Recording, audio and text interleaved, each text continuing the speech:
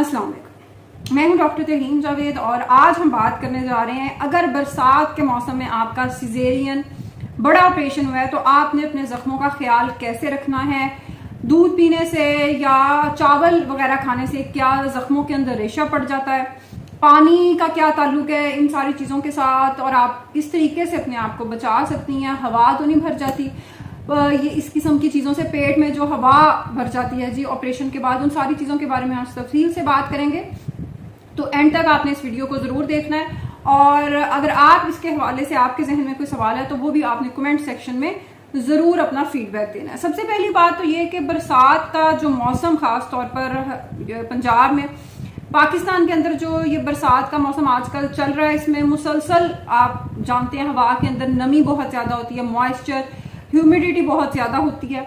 उसकी वजह से क्या होता है कि एक ज़ख़म जो गर्म मौसम में या सर्द मौसम में जिसमें नमी नहीं है वो 4 से 5 दिन के अंदर खुश्क हो सकता है, वो इस मौसम में ज़्यादा वक्त ले सकता है। दूसरी चीज़, नमी हर चीज़ को ख़राब करने की सलाहियत, इसके अंदर फंगस बहुत जल्दी, मोल्ड्स बहुत जल्दी बनना शुरू हो जाते हैं, इसलिए सफाई सुथराई का ख्याल रखना बहुत बहुत ज़्यादा ज़रूरी है। ये मैं इसलिए कह रही हूँ कि कई लोग कहते हैं कि पूछते भी हैं कि जी बाहर के मुल्कों में तो जो सिजेरियन होता है जब, तो वहाँ उस तरह ड्रेसिंग उस तरह नहीं की जाती या एंटीबायोटिक्स इतने लंबे टाइम के लिए नहीं दी जाती जितनी हमारे यहाँ दी जाती हैं। उसकी वजह यह है कि वहाँ सफाई का ख्याल बहुत ज़्यादा रखा जाता है और हमारे यहाँ ये बात सिर्फ हॉस्पिटल्स की नहीं है, हमारे यहाँ आम लोग भी सफाई सुथराई का ख्याल नहीं रखते। इवन कई दफ़ा ऐसा भी होता है कि सिजेरियन के बाद लोग जब डॉक्टर को चेक करवाने आए हैं, ये भी देखा गया है कि पैड्स, जाहिर ब्लीडिंग हो रही होती है शुरू में बहुत ज़्यादा, तो पैड्स इतने लंबे या बड़े रखे होते हैं कि जो वो ब्लीडिंग होती है वो आपके सी सेक्शन के स्कार तक आ रही होती है और उसके बारे में कोई अवेयरनेस लोगों के अंदर नहीं है। तो जाहिर है फिर उसको ड्रेसअप हमें करना पड़ता है, उसकी वो मजबूरी है। जख्म को गंदगी से या इन्फेक्शन से बचाने के लिए ड्रेसिंग फिर यहाँ के हालात में ज़रूरी होती है।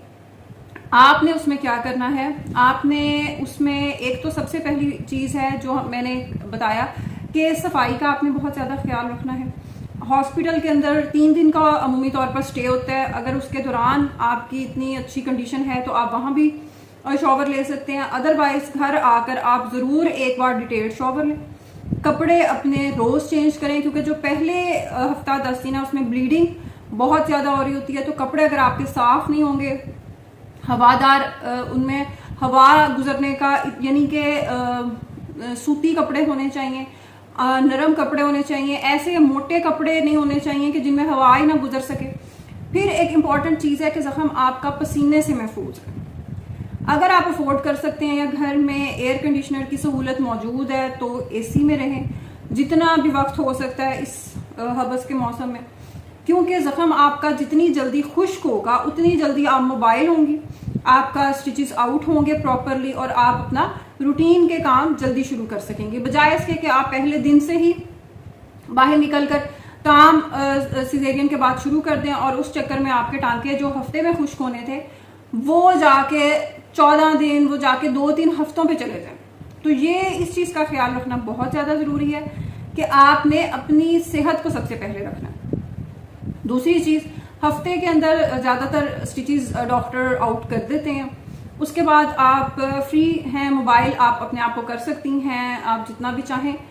और दूसरी चीज़ कि मोबाइल होना या चलना फिरना आपकी अपने ज़ख्म के खुश्क होने के लिए बहुत ज़रूरी है। आप जितना चले फिरेंगी, अब चलने फिरने का ये मतलब नहीं है कि घर के बाहर आप गर्मी में चलना फिरना शुरू कर दें, आप घर के अंदर वॉक कर सकती हैं क्योंकि ब्लड सप्लाई आपके ज़ख्म को अच्छी होगी, वूंड आपका हील बड़ी जल्दी करेगा। जो बाहर के टांके हैं वो तो हफ्ते 10 दिन के अंदर खुश्क हो जाते हैं, लेकिन जो आपके अंदर अब जाहिर 6-7 लेयर्स कट हुई हैं एब्डोमेन की, तो उनको हील होने में, उनको स्कार को अंदर से जुड़ने में वक्त लगता है और वो सारी चीज़ें डिपेंड करती हैं कि आप खा कैसा रही हैं, क्या आप गोश्त, कीमा ऐसी चीज़ों का इस्तेमाल कर रही हैं, अंडा, दूध, हर चीज़। अच्छा, दूध के बारे में भी बड़ा मिसकंसेप्शन है कि जी दूध नहीं पीना उससे ज़ख्म में रेशा पड़ जाएगा। देखें, दूध पीने से तो नहीं, अलबत्ता अगर आप ज़ख्म की सफाई का ख्याल नहीं रखते और पसीना आपको हर वक्त आ रहा है तो फिर ज़ख्म में रेशा ज़रूर पड़ना है।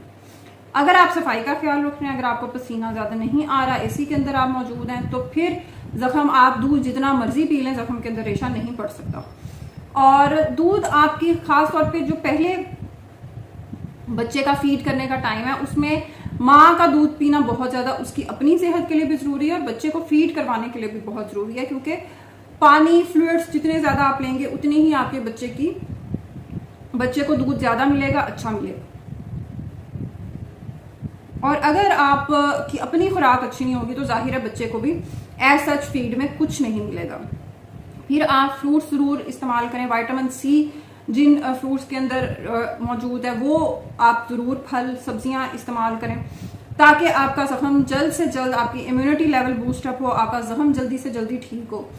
एक और बड़ी गलत हरकत लोग करते हैं कि स्पिरिट या डिटोल ये पकड़ के जख्म पे लगाई जा रहे होते हैं। ये पता नहीं कि क्या प्रैक्टिस है और लोग क्यों, ये किसने इनको कह दिया है, और इस कदर जलन करती हैं ये दोनों चीजें, और ना उनका कोई फायदा है हीलिंग के अंदर। अगर आपने जख्म को साफ करना है, मैं अपने बहुत सारे पेशेंट्स को कहती हूँ, आपने सिर्फ पायोडीन से जेंटली उसको साफ करना है। और अगर आप, बेहतर तो है कि वो खुद ही इटसेल्फ उसको खुश्क होने दें, उसको अगर आप कवर ना करें तो बेहतर है। लेकिन अगर आपने उसको करना है कवर, तो फिर आप उस पर एक थोड़ी सी मिकदार में पॉलीफेक्स लगा सकते हैं। अदरवाइज उसको खुश्क रहने दें, जितना वो खुश्क हो। अगर कोई इन्फेक्शन नहीं है, कोई रेशा वगैरह कलेक्ट नहीं हो रहा, कोई ऐसी चीज नहीं है, तो उसे खुश्क होने दें। फिर एक पानी नहीं पिया जाता। पानी, हाइड्रेशन आपकी बहुत ज्यादा इंपॉर्टेंट है। पानी आप जितना पिएंगी, आपका जिस्म प्रेगनेंसी से पहले वाली कंडीशन में उतना ही जल्दी आएगा। कई लोग पूछते हैं कि जी अगर हम ऑपरेशन के बाद पानी पी लेंगे, पानी ज्यादा पिएंगे, तो वो तो जी कहा जाता है कि उससे पेट में हवा भर जाती है और पेट फिर कम नहीं होता। सिजेरियन के बाद जिन लोगों का पेट कम नहीं होता वो उनके अपने अनहेल्दी लाइफस्टाइल की वजह से होता है, हार्मोनल इम्बैलेंस की वजह से होता है। आपका खाने पीने का जो सिस्टम आपने बहुत ज्यादा खराब किया हुआ है, फिर आपने अपने ऊपर तवज्जो नहीं दी, आपका चलना प्रॉपर नहीं है, उन वजहों से पेट कम नहीं होता। अदरवाइज हवा का इसमें कोई ताल्लुक नहीं। और पानी अगर आप नहीं पिएंगे तो उसके जिस्म को जो नुकसानात होने हैं वो इस हवा के मुकाबले में बहुत ज्यादा है। तो पानी आप जरूर पिए। इस मौसम के अंदर, बरसात के अंदर, आपके जिस्म का हाइड्रेटेड रहना बहुत बहुत ज्यादा जरूरी है। तो ये कुछ मेन की पॉइंट्स थे जो सिजेरियन के स्कार के हवाले से हमने आज डिस्कस किए। आप अगर इसमें कुछ पूछना चाहते हैं तो काइंडली जरूर कमेंट करें। अल्लाह हाफिज।